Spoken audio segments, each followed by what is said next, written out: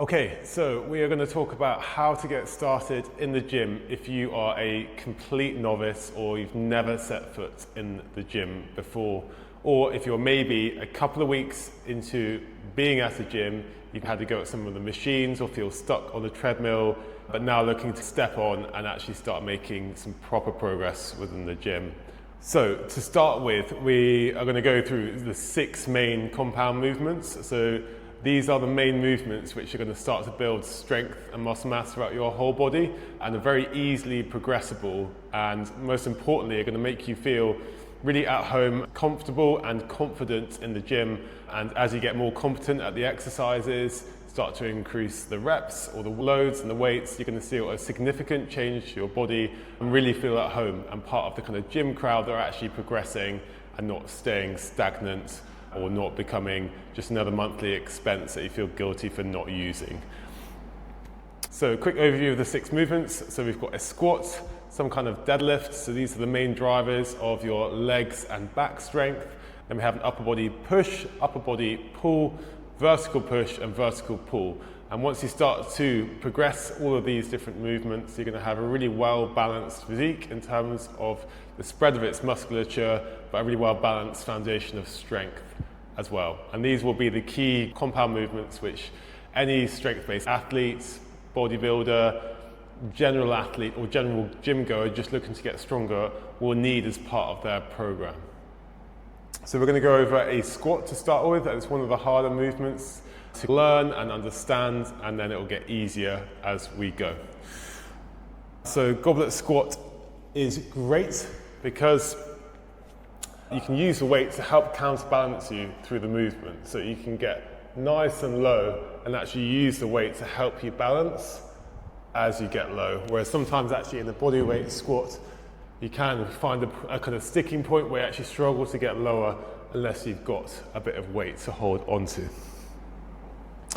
I would suggest starting off at around 10 kilos and then building your way up to 20 kilos, which if you can do for 5 reps with good form, will then allow you to progress onto the barbell, which I'll go through later. So key points in regards to the squat.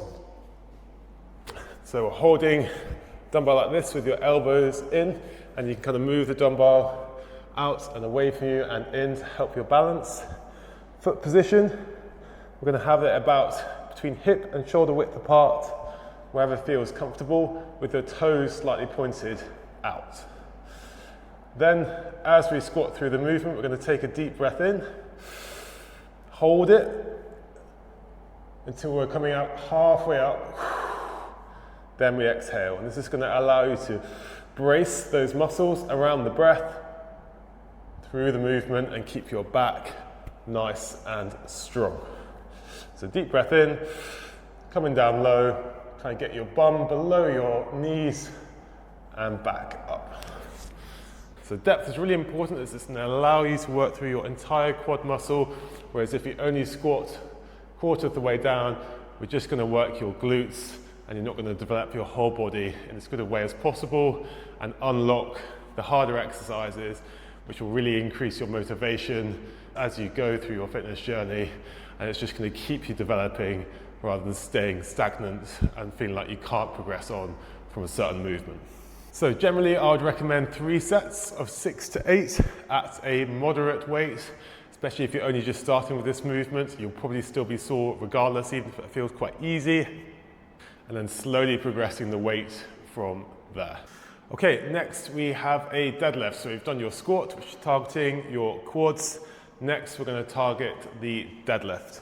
So on the deadlift, I'll generally recommend starting out with a kettlebell. It's a nice movement where you can kind of straddle the weight somewhat, which is going to make the movement a little bit safer. And it's kind of halfway between a full deadlift and a squat, which again is just going to be a bit safer. So you want to really straddle the weights, the handles about halfway between your feet. We're going to try and grab hold of that handle with a nice straight back, chest out. We want your shoulders to be over the handles and not behind it.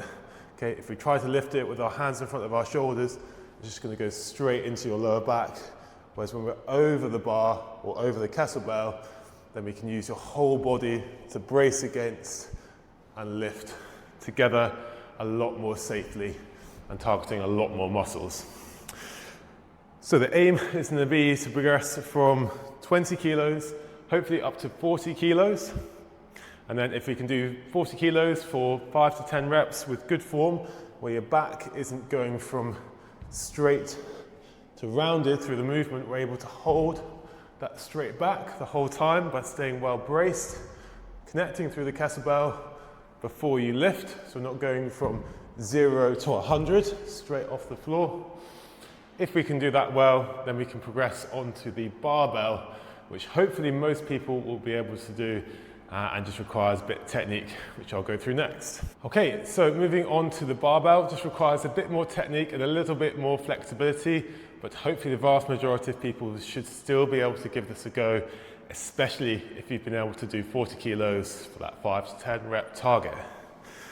So we're going to have 40 kilos and we're going to try and use these big, thick plates if your gym has them available.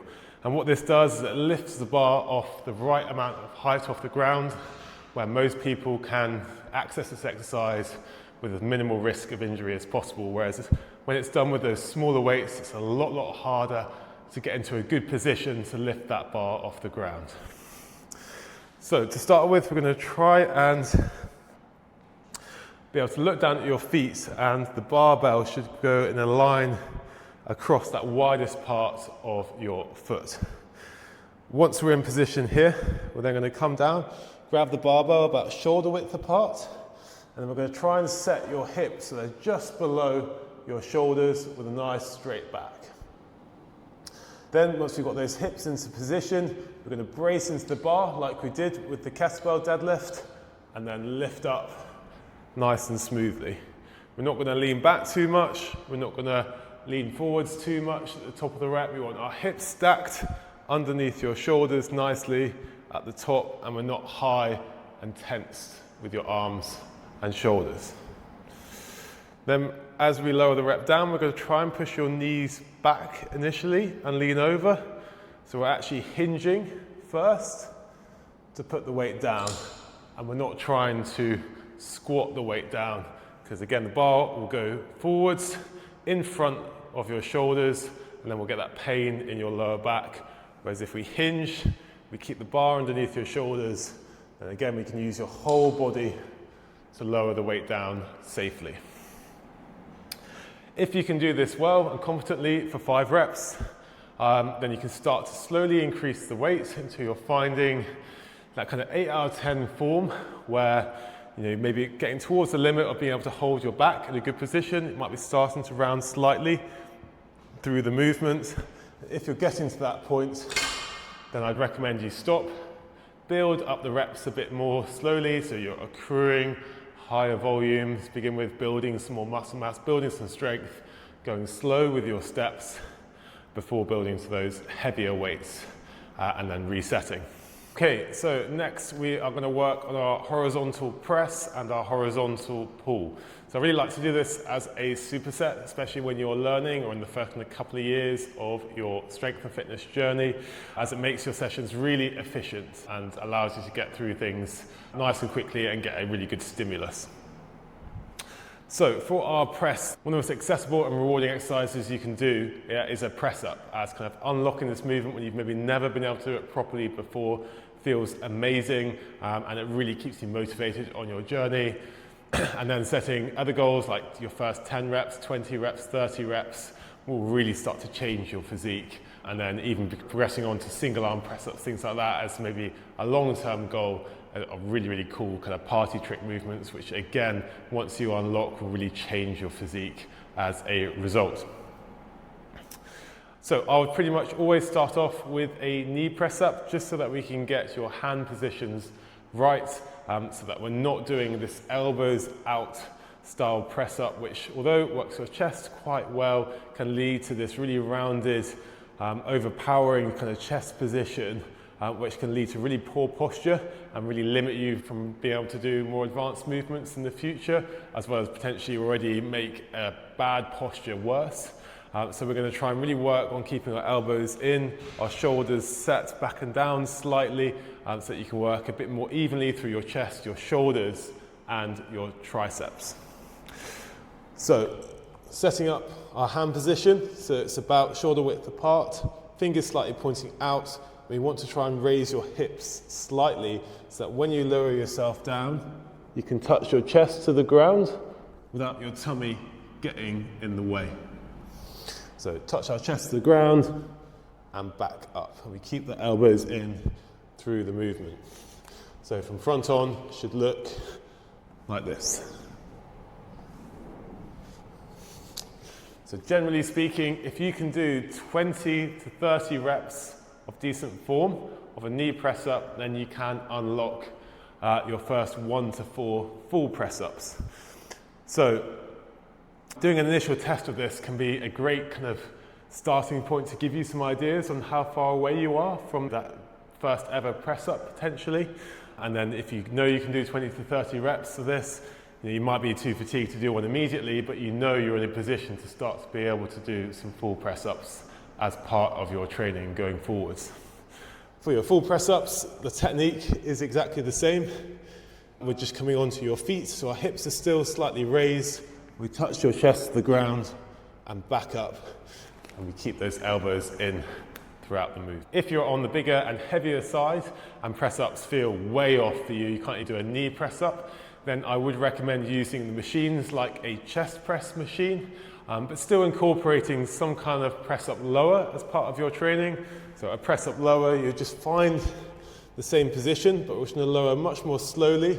So still getting good tension through the muscles, still practicing the movement and fatiguing the muscles so you can grow back stronger. But then when we come up, we snake up, reset your hips, might need to reset your knees, and then we come down slowly again. So now that we've got your press up sorted, we can check out the TRX row. So the easiest variation of this is going to be to walk about halfway between where your feet are and the anchor points of the rig. Walk about halfway, straighten your legs and start to do a row. A very easy variation which vast majority of people should be able to do. Hopefully most people can walk down so that their knees are bent, their knees are above their ankles, hips are raised, and your feet are underneath the anchor points of the TRX. Then we're going to pull up, touch your chest to hands, and back down. And this is a nice equivalent strength standard of your knee press up. So that we're trying to be able to hopefully keep a good balance of reps between those two movements, which will mean well-balanced posture and a good even distribution of muscle mass. And then once we're ready to, progressing on to shoulders under anchor points, TRX row. We're trying to squeeze our shoulder blades together, touch chest to hands, and back down. And that's going to be the equivalent of a full press up. So fantastic at developing through your shoulders, your lats, your biceps. It's great pulling exercise. So again, help your posture and keep that even distribution of muscle mass. So in regards to setting the TRX up, they can be a little fiddly, but you're aiming to have the handles at approximately hip height, and they tend to just adjust up and down like so. And if you are really struggling, then you can ask a trainer at the gym who should hopefully know how to adjust them. Okay, so the next movement we're going to do is a standing dumbbell shoulder press. So this is fantastic at obviously training your shoulders, your triceps as well, and also your core, your balance. And there's again a really efficient movement that you can do pretty much anywhere. All you need to do is just grab some dumbbells. You don't even need to set up a bench, and you can superset it very easily with a lat pull down, which I will show you very shortly. So first up, I'm swinging those dumbbells up so that the dumbbells are roughly in line with your ears, and then your palms are pointing forwards. Want to have a very slight bend to the legs so that they're more kind of unlocked rather than locked out completely straight. And then you're just going to press them up overhead without any leg movement, We're trying to aim for completely straight arms at the top of the movement, and we also want to have them so that they're well aligned with your body, so we're not pressing them forwards. If you can't physically straighten your arms or get your arms backwards over your shoulders, then that's going to highlight most likely some tightness in your chest and your lats, which is going to really restrict your posture and restrict being able to do this movement well, to develop good posture as well as do the movement safely and hit the muscle groups required to start gaining that strong athletic physique, which everyone should hopefully be aspiring to, especially if they're visiting this channel. So how do you start fixing that if you are really struggling with being able to do that movement well? So there are two key stretches which get a really quick response from this, which you can start to add in and start to improve that posture, maybe even improve some pain between your shoulder blades, but start to unlock that full range of motion if you're struggling. So the first thing you're going to do is grab one of these thin bands. Vast majority of gyms should have them. If not, then I will show you an alternative shortly. But you're going to grab the end of the band. If you are really tight, I suggest starting with your thumbs in the band, and you're going to try and draw as big a circle as you can with your hands. If you find this really easy, then you can adjust your grip so you come in a little bit closer. So it might be that you put your fingers in the band, or you start walking your hands down so that you can get a good amount of tension through the band, and hopefully you can start to really feel a good stretch, especially at this point, through your chest. And this is going to start to allow you to unlock and get your hands back when you start pressing overhead. The next stretch that you're going to do is a lat stretch. So coming onto your knees, you're going to walk your hands to one side, anchor this hand away from you, and then you're going to pull or push your hips back, stretch your hand away, and try and feel a good stretch through your lats. The key point of this is anchoring your hand away and pushing the hips back. So make sure that you really nail that, and you should be able to feel that good stretch through. A couple of sets of 40 seconds on each side, as well as about 8 to 10 reps on those dislocates. And you should find, especially if you do that for a couple of rounds, that you can feel a significant difference to be able to get your arms straight over your head. And you'll hopefully feel a significant difference in terms of your ability to create good posture as well. So hopefully you've managed to find that useful in terms of learning some of the movements to add into your gym routine next. If you would like this structured out for you, as well as me start to actually coach you on these movements specifically and learn how to set up your training for long-term success, you can check out the Strength with Structure Kickstart, which starts to show you all of that. The link will be in the description. Or if you would like to really crack on with a well-structured program to actually start getting stronger and looking athletic, you can join a fantastic community of people with great support and great programming through the Strength with Structure program. Again, link is in the description below.